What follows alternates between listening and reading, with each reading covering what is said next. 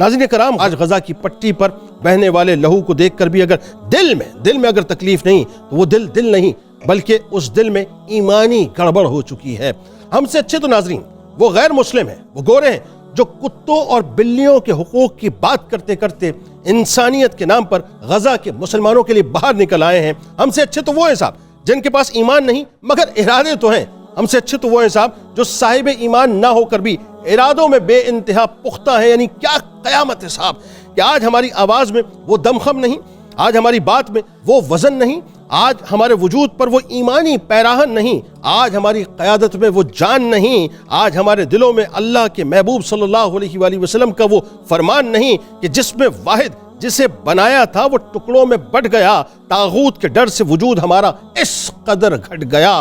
آج ہماری نگاہیں ناظرین اپنے آپ سے نظریں چراتی ہیں، آج ہمارے وجود اپنے آپ سے شرماتے ہیں کہ امت محمدیہ ہونے کا فخر لینے والے، اپنے آپ کو مسلمان کہنے والے، ایک اللہ کے ماننے والے، ایک رسول کے چاہنے والے، ایک قرآن کے پڑھنے والے، ایک کعبے کا طواف کرنے والے، رومن اور پرشین امپائر کے خلاف خالد بن ولید رضی اللہ تعالیٰ عنہ اور دیگر شیروں کی بہادری کی داستانوں کو سننے اور سنانے والے، حضرت عمر بن خطاب رضی اللہ تعالیٰ عنہ کے بیت المقدس میں داخلے کے قصوں سے اپنا ایمان روشن کرنے والے، نور الدین زنگی رحمۃ اللہ علیہ کے تیار کردہ منبر کو ایمانی لذتوں کے ساتھ شان سے بیان کرنے والے، سلطان صلاح الدین ایوبی رحمۃ اللہ علیہ کی فتح کو سینہ ٹھوک ٹھوک کر اپنا فخر بنانے والے، مان لیں کہ آج ہمارا گلشن ان ہستیوں سے بانجھ ہو گیا ہے۔ مان لیں کہ آج ہم وہ نہیں جنہیں گلشن کی حفاظت کا ذمہ ملے، مان لیں کہ آج ہم وہ نہیں جنہیں خدا کی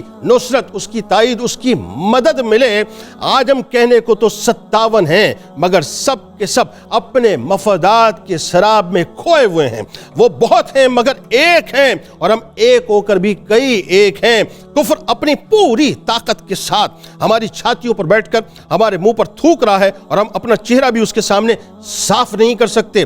غزہ کی فضائیں صبح و شام بارود کی سانسیں لے رہی ہیں، غزہ کی سرزمین صبح و شام شہیدوں کا لہو اپنی پیاس بجھا رہی ہیں۔ غزہ کی صورت ناظرین یعنی اس وقت یہ ہو چکی ہے کہ اس کا چہرہ مکمل طور پر مسخ ہو چکا ہے۔ بارود کی صورت آسمان سے برسنے والی آگ ارض مقدس کے گلشن کو جلا رہی ہے۔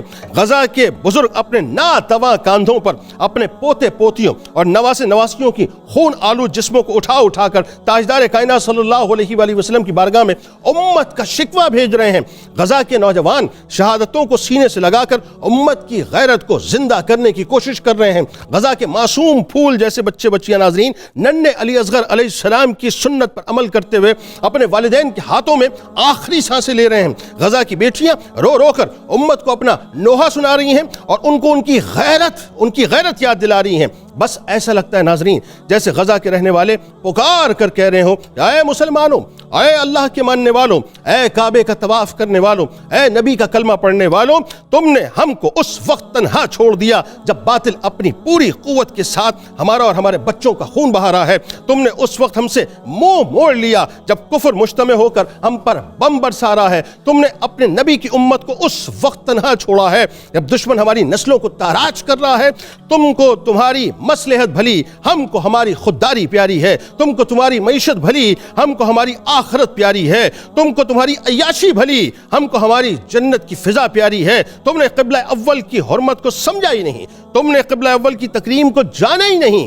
عیاشیاں تمہارا ترہ اور ذلت تمہارا مقدر ہے، کیونکہ تم نے اللہ اور اس کے رسول صلی اللہ علیہ وآلہ وسلم کے احکامات کو پہچانا ہی نہیں۔ ایسا لگتا ہے ناظرین جیسے غزہ کے رہنے والے کچھ نہ کہہ کر بھی بہت کچھ کہہ رہے ہوں کہ اس فریب میں نہ رہنا، یہ آگ صرف ہمارا مقدر ہے، ہاں اس آگ کا بسیرا صرف ہمارا گھر ہے، یہ ظلم آج ہمارا، یعنی یہ ظلم جو ہے وہ آج ہمارے اوپر ہے تو کل یقیناً تمہارا مقدر ہے۔ اس سرزمین پر قبضہ تو ان کے خواب کی ابتدا ہے، ہر کلمہ گو کو اس زمین سے مٹانا ان کی مشترکہ صدا ہے۔ ناظرین ایسا لگتا ہے جیسے غزہ والے پکار کے کہتے ہوں کہ بس یاد رکھنا، ایک بات ضرور یاد رکھنا، یہ حکومتیں، یہ مناصب سب چلے جائیں گے، تخت و تاج سب یہیں رہ جائیں گے، دربار و دربان و پروٹوکول سب کچھ بہ جائیں گے، کل کوئی اور تھے، کل کوئی اور آئیں گے، محشر کا میدان بھی سجے گا، اور ہم بھی اس کے حضور بلائے جائیں گے.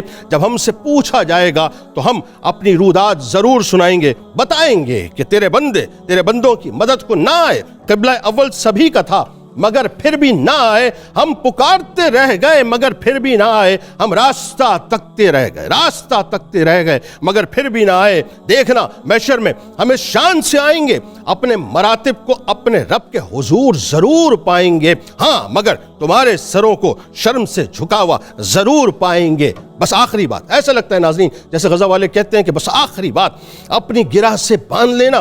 اس حقیقت کو نہیں جانے تو اب جان لینا, کفر و اسلام کی یہ جنگ